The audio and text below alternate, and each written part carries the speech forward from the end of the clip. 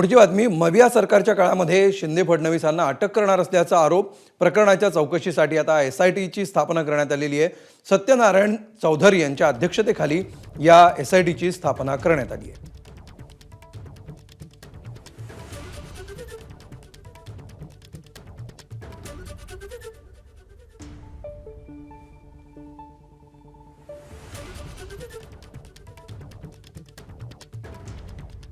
या प्रकरणाच्या चौकशीसाठी आता एसआयटी स्थापन केली जाते आहे। सत्यनारायण चौधरी यांच्या अध्यक्षतेखाली या एसआयटीची विशेष तपास पथकाची चौकशी समितीची नियुक्ती करण्यात आलेली आहे।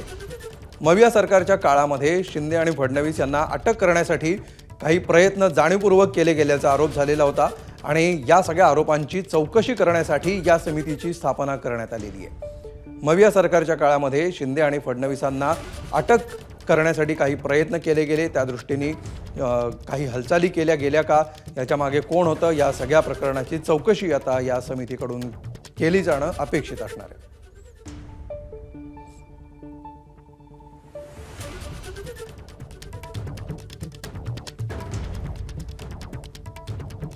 सत्यनारायण चौधरी हे या एसआयटीचे अध्यक्ष असतील आणि त्या काळात नेमकं काय झालेलं होतं, कुठल्या नेमक्या हालचाली झालेल्या होत्या, या प्रकरणामध्ये कोणाकोणाचा सहभाग होता, या सगळ्या अनुषंगाने आता चौकशी केली जाईल। सत्यनारायण चौधरी यांच्या अध्यक्षतेखाली ही एसआयटी स्थापन करण्यात आलेली आहे। विशेषतः विधानसभा निवडणुकीच्या तोंडावर अशा प्रकारचे आरोप महाराष्ट्राच्या राजकारणात आणि प्रचारामध्ये देखील जोरदारपणे झाले होते। याविषयी अधिक माहिती घेऊया, आमचे प्रतिनिधी सूरज ओझा सध्या आपल्या सोबत आहेत। सूरज, काय नेमकं हे प्रकरण आहे आणि आता कशा दृष्टीने याचा तपास होणार आहे? नक्की एक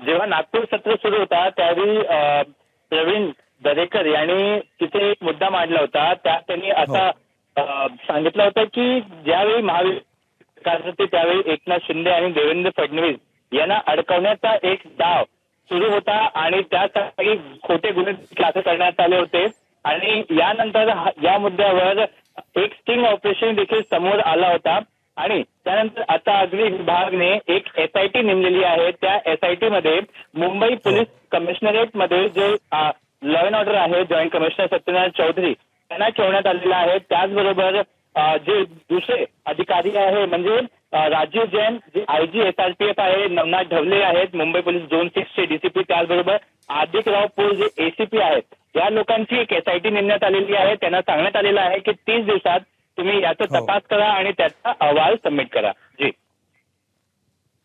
निश्चित, धन्यवाद सूरज या सविस्तर माहितीबद्दल।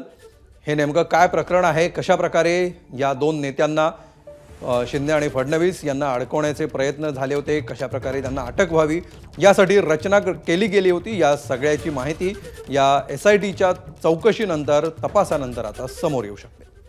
धन्यवाद सूरज या सविस्तर माहितीबद्दल। एबीपी माझा, उघडा डोळे बघा नीट।